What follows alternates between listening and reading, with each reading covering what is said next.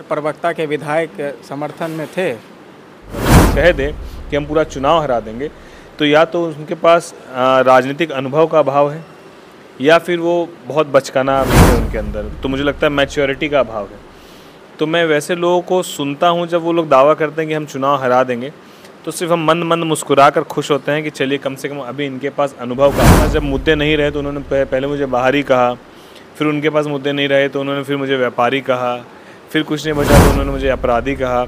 अपराधी भी कहा। हाँ, तो वो अलग अलग तरीके से वो उसी काम में व्यस्त रहे और अंतिम दिन आया तो ये चुनाव बहुत आसान हो गया। आसान हो गया आपको? हाँ, जब अंतिम दिन आया, क्योंकि अंतिम दिन आया। हाँ, क्योंकि ऐसा क्या हो गया अंतिम दिन? क्योंकि हम लोगों ने पहले दिन से चुनाव को ये सोच के लड़ा कि सबसे कठिन चुनाव है। वो भी आपको बता दे रहे हैं, मार्जिन क्या होगा ये मालूम नहीं, लेकिन लाख के पार हो गए। है चिराग 2 है, वर्जन 2, और ऐसे युवाओं को आना चाहिए राजनीतिक में। जी हाँ, अब आपके अपने बेगूसराय में कोलकाता की प्राइस पे बंगाल की मशहूर ब्रांड की साड़ियाँ खरीदे अपने Indian silk house agency Begusarai में। जी हाँ, मात्र 1200 में सिल्क साड़ी, 500 में कॉटन साड़ी। इतना ही नहीं, इंडियन सिल्क हाउस में बलचारी, पैठानी, बनारसी साड़ियाँ, कांजीवरम साड़ियाँ, कांजीवरम जामदानी साड़ियाँ, पटोला साड़ियाँ, कांधा सिल्क साड़ियाँ आदि मिलती है। हमारा पता नोट करे। हमारा पता है काली मंदिर से दक्षिण, बीपी स्कूल से हेमरा रोड, बेगूसराय। हमारा मोबाइल नंबर है 9241777693। इस वक्त हमारे बीच राजेश वर्मा जी हैं, जो कि हाजीपुर जा रहे थे कुछ दौरे पर, तो और अभी बेगूसराय से गुजर रहे थे। तो हम लोगों ने सोचा कि कुछ बात कर ले। खगड़िया के लोजपा से जो है प्रत्याशी हैं और इनका जो है वहाँ पर 7 तारीख को जो है वहाँ वोटिंग हो गया है और अब जो है ये हाजीपुर की तरफ जा रहे थे। काफ़ी अच्छी तैयारी इन्होंने की है। एक युवा होकर जो है बहुत मेहनत किया है इन्होंने।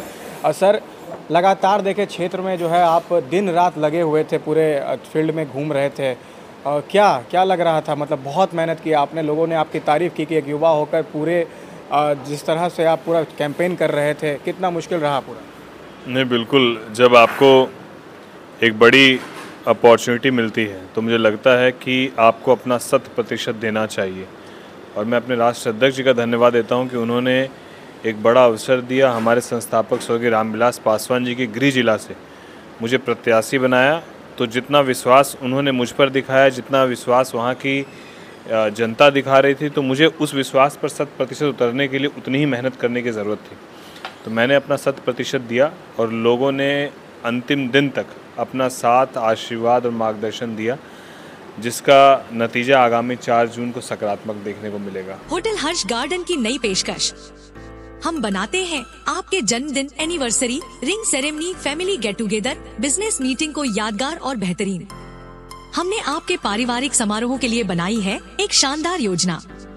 हम परोसते हैं लजीज भारतीय व्यंजन, आतिथ्य और आत्मीय सत्कार भाव से। हम उत्कृष्ट सेवा के उच्च मानदंडों का हमेशा ख्याल रखते हैं। आपके पारिवारिक आयोजन, बर्थडे, एनिवर्सरी, रिंग सेरेमनी को यादगार एवं बेहतरीन बनाने के लिए होटल हर्ष गार्डन अपनी पूरी टीम के साथ सदैव आपकी सेवा में तत्पर है। पधारे, स्वागत है आपका।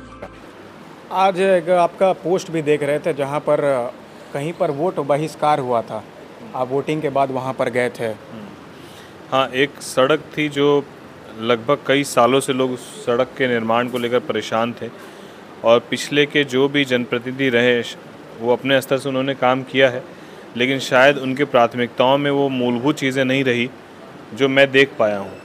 तो मैंने उनको आश्वस्त किया कि ये हमारी प्राथमिकताओं में रहेगा और मैं सबसे पहली यदि मेरी कलम से मैं कुछ करूँगा तो मैं उस सड़क के निर्माण के लिए जो भी पहल करनी होगी वो पहल को करने का काम करके उस सड़क का निर्माण सुनिश्चित कराऊँगा। सारे एरिया में जो है आप पहली बार आए हैं, इतना मुश्किल था आपका टिकट भी लेना और टिकट लेने के बाद बहुत सारी कंट्रोवर्सी हुई। तो क्या लगता है, क्या माहौल होगा, कितना मार्जिन रहेगा वोट बैंक में आपका?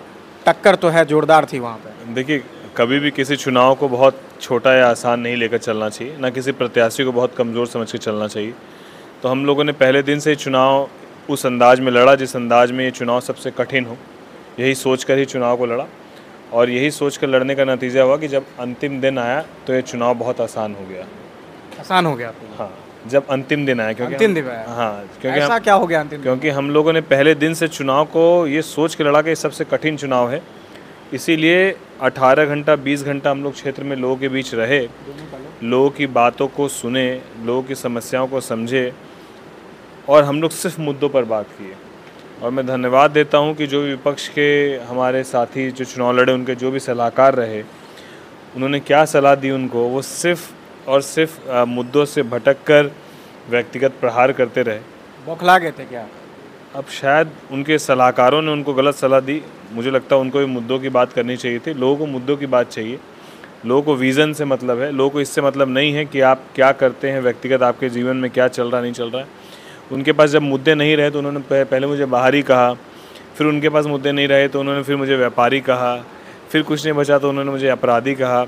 अपराधी भी कहा? हाँ, तो वो अलग अलग तरीके से वो उसी काम में व्यस्त रहे और मैं लोगों इस वेडिंग सीजन तैयारी करिए सुमंगल 2 के शुभ विवाह कलेक्शन के साथ। Sari, lehenga, gown, sherwani, coat suit और किड्स वेयर का लेटेस्ट कलेक्शन आपकी पूरी फैमिली के लिए ढेरों ऑफर्स के साथ near Alka cinema NH31 Begusarai. वो से किस तरीके से उद्योग लगेगा, किस तरीके से शिक्षा स्वास्थ्य में बेहतरी होगी, किस तरीके से सड़कें बने, किस तरीके से जो है नौजवान साथियों को मक्के का जो बड़ा एक उद्योग वहाँ लग सकता है। खगड़िया मक्के का सबसे ज़्यादा उत्पाद पूरे विश्व भर में वहाँ से मक्का जाता है, वहाँ कैसे मक्के का उद्योग लग के रोज़गार सुनिश्चित हो सके, हम लोग उस पर बात किए।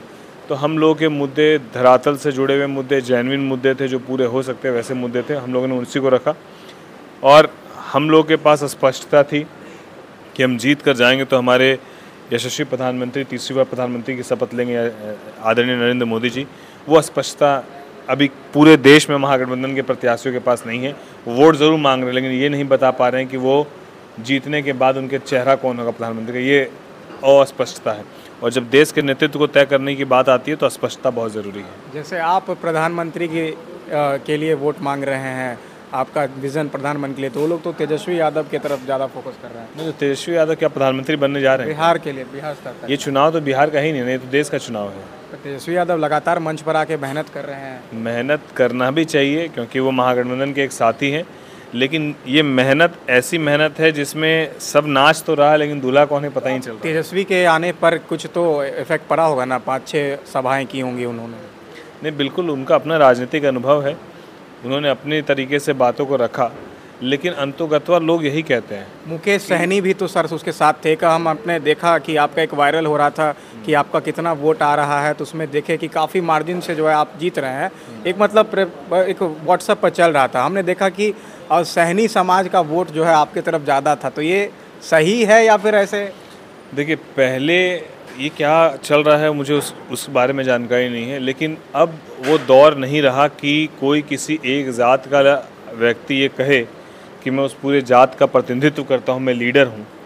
लीडर बनने के लिए बहुत संघर्ष करने की ज़रूरत होती है, बहुत आंदोलन की ज़रूरत होती है। अब वो लीडर नहीं है जो संघर्ष और आंदोलन से पैदा होते हैं, अब वो दौर ख़त्म हो गया है। तो मुझे लगता है कि अब लोग विकास के मुद्दों पर बात करते हैं। यदि आप किसी ज़ात का अपने आप को लीडर बताते हैं, अगर उसकी बात आप करते हैं, जहाँ पर तेजस्वी यादव भैया MY का अपने आप को लीडर बताते हैं कि वो मुस्लिम और यादवों के लीडर हैं, तो आप ये हमको बताइए ना कि यादव कम्युनिटी से पप्पू यादव जी आते थे, आप वहाँ पर MY समीकरण कहाँ ध्वस्त हो गया? ऐसा क्या हो गया कि जो पप्पू यादव जी ने आपसे मुलाकात की थी वही पप्पू यादव पूर्णिया में चुनाव लड़े, तो आप उनको हराने के लिए नोटी चोटी एक कर दी। हराने के लिए? अरे भैया, अंत में तो यहाँ तक बोल दिया ना कि अगर आप महागठबंधन को वोट नहीं दीजिए तो आप NDA को वोट दे दीजिए, लेकिन पप्पू जी को वोट नहीं दीजिए। तो आखिर अब वो MY वाली बात मतलब हो गई माई, मतलब मेरा, सिर्फ मेरी बात, वो मुस्लिम और यादव की बात नहीं है। और हमारे नेता के MY का मतलब है, राष्ट्रीय अध्यक्ष जी का मतलब है महिला और युवा, हम लोग उसकी बात करते हैं। जात से याद आया सर, प्रवक्ता के विधायक समर्थन में थे। देखिए, कौन समर्थन में था, आपके हाँ, कौन समर्थन में था, कौन विरोध में था, ये मायने ही नहीं रखता है और ये जनता के लिए भी मायने नहीं रखता। कई मंचों पर उनको हमने नहीं देखा वहाँ। हाँ, नहीं, कई मंच पे वो थे भी, कई मंच पे नहीं भी थे, उनके व्यक्तिगत कारणों से वो अपनी व्यस्तता उनकी रही होगी। लेकिन मैं पूरे चुनाव को जितना नज़दीकी से देख पाया, उसमें बहुत सारी चीज़ें मुझे सीखने को मिली। और एक बात बहुत स्पष्ट है कि जनता व्यक्तिगत आपके मुद्दे, जनता स्पष्टता, आपके विज़न, इसको बहुत प्राथमिकता देती है। लोग आप पर 100 आरोप लगाए, या कोई व्यक्ति अगर चाहेगा कि हम वोट ख़राब कर दें, इसको हरा दें, तो अब वैसी शख्सियत बहुत कम है। हाँ, 10-20-50 वोट कोई नुकसान आपको कर सकता है, लेकिन कोई कह दे कि हम पूरा चुनाव हरा देंगे, तो या तो उनके पास राजनीतिक अनुभव का अभाव है, या फिर वो बहुत बचकाना भी है उनके अंदर। तो मुझे लगता है मैच्योरिटी का अभाव है। तो मैं वैसे लोगों को सुनता हूँ जब वो लोग दावा करते हैं कि हम चुनाव हरा देंगे, तो सिर्फ हम मंद मंद मुस्कुरा कर खुश होते हैं कि चलिए कम से कम अभी इनके पास अनुभव का अभाव है। अनुभव का अभाव, बिल्कुल। चलिए, तो लास्ट जाते आते ये कहना चाहेंगे 4 तारीख को क्या होगा? 4 तारीख को परिणाम है, क्या बदलाव आएगा? जो बाहरी वाला जो फीलिंग था, जो लोग कहते थे आप पर, इतना कंट्रोवर्सी हुआ, लेकिन लोगों ने आपको अपनाया धीरे धीरे लास्ट 3-4 दिनों में, क्या मार्जिन रहेगा जीत का? 4 तारीख को देश हमारे यशस्वी प्रधानमंत्री जी को राज तिलक लगाएगा। खगड़िया में क्या होगा? और उस राज तिलक में एक आहुति और एक साथ एक मजबूती खगड़िया भी अपने आप को सुनिश्चित करेगा। देश के साथ साथ बिहार की 40 सीट में से 40 सीट बिहार भी हमारे प्रधानमंत्री जी को देने का काम करेगा। और मुझे पूरा विश्वास है कि इस बार 400 पार देश भी करेगा। और जो संकल्प तीसरी सबसे बड़ी अर्थव्यवस्था बनाने की गारंटी हमारे यशस्वी प्रधानमंत्री जी ने ली है, वो भी इस बार उस गारंटी को भी पूरा करने का काम करेंगे। जो विपक्ष कह रहे हैं कि ये सिर्फ हवाई बातें हैं, वो विपक्ष राम मंदिर निर्माण पर भी कह रहे थे, वो विपक्ष 370 हटाने पर भी कह रहे थे, वो विपक्ष तमाम विषयों पर इस तरीके का आरोप प्रत्यारोप करते हैं। लेकिन लोगों ने एक मजबूत विश्वास न केवल दिखाया है, बल्कि जिस तरीके से हम लोग वोट मांगने के लिए गए, जिस तरीके से महिलाओं का रुझान था, प्रधानमंत्री जी के प्रति सम्मान था, वो सम्मान कहीं किसी दूसरे पार्टी और दल के नेता के प्रति लोगों का देखा नहीं जा सकता। तो हम लोग आश्वस्त हैं, हम लोग चुनाव जीतने जा रहे हैं। अब मार्जिन जो है वो भी आपको बता दे रहे हैं, मार्जिन क्या होगा ये मालूम नहीं, लेकिन लाख के पार होगा। लाख के पार होगा। चलिए, आपको बहुत बहुत बधाई है कि आप आगे आ जाए। बहुत शुक्रिया, बहुत बहुत धन्यवाद। हमारे साथ विनोद गुप्ता जी हैं, कि अभी बैठे हुए थे, राजेश वर्मा जी आए थे, इनका बेगूसराय में स्वागत कर रहे थे। क्या लगता है खगड़िया में इनका क्या होगा? सबसे पहले तो खगड़िया की जनता को मैं विनोद कुमार गुप्ता तहे दिल से प्रणाम करता हूं। आपकी जीत हो रही है। इस बार किसी भी बड़े नेता का नहीं चल पाया, सिर्फ जनता जनार्दन मालिक का चला। जनता ही नेता बन गया ना? जनता ही नेता बन गया। काहे कि इसलिए कि अभी तुरंत राजेश वर्मा जी यहाँ से गए हैं, आपने देखा चेहरा है, चिराग 2 है, वर्जन 2। और ऐसे युवाओं को आना चाहिए राजनीतिक में। काहे कि हम भी तो बेगूसराय से नगर निगम का डिप्टी मेयर का चुनाव लड़े, यहाँ का क्या माहौल बना। और कभी भी बड़े बड़े शेर आपको चाहेगा कि नया चेहरा आपके बीच आके हंगामा खार कर दे। बड़ा शेर ना? बड़ा शेर। लेकिन आने वाला जो समय है, उन शेर को भी हम कह देते हैं कि बहुत भारी पड़ने वाला है अब। तो इसलिए कभी भी जीतेंगे। कितना मार्जिन से? 1 लाख वोट। 1 लाख वोट से? 1 लाख वोट से जीतेंगे। 4 तारीख को माला पहनाएंगे राजेश। माला पहनाएंगे ना? एकदम जाइएगा बेगूसराय खगड़िया जश्न मनाने के लिए, और आपको भी ले चलेंगे साथ में। चलिए।